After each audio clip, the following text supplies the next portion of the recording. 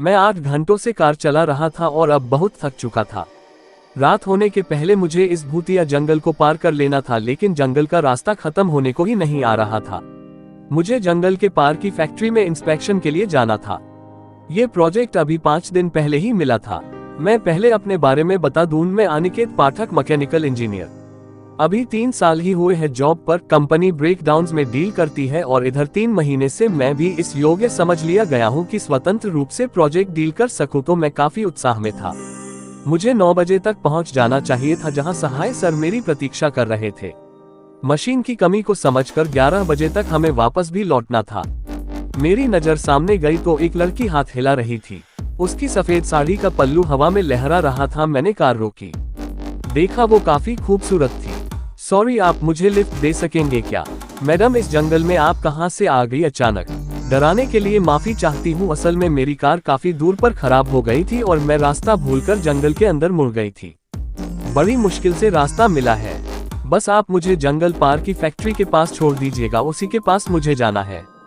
मैंने कार का दरवाजा खोल दिया। लड़की मेरे पास आकर बैठ गई। मैं ड्राइव करना लगा। कुछ देर हम चुप बैठे रहे, फिर मैंने उसका नाम पूछा। उसने बताया कि उसका नाम रेशमा है और वो शहर में पढ़ती है। कॉलेज की छुट्टियां हैं तो घर जा रही है। बातें करते करते फैक्ट्री का गेट दिखाई देने लगा। रेशमा ने कहा मैं उससे यहीं उतर दूं, आगे वो चली जाएगी।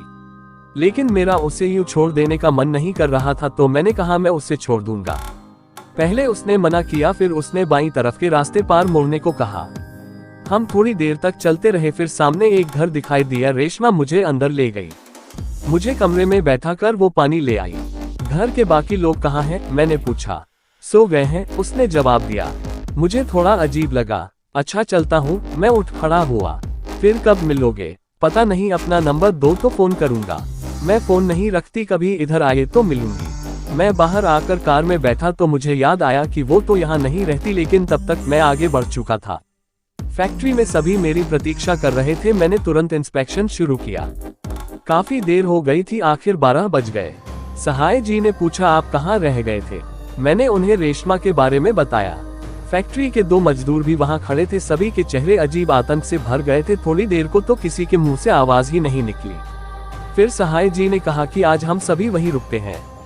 मैंने कहा भी कि रात भर ड्राइव करके निकल लेते हैं, लेकिन सब बिल्कुल अड़ गए।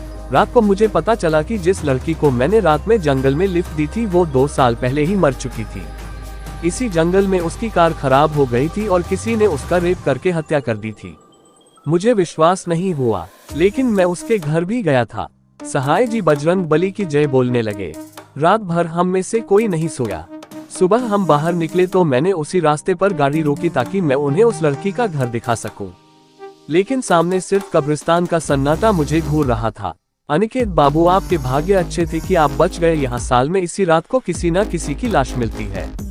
मेरा दिमाग घूम रहा था और मैं वहीं सीट पर बेहोश हो गया।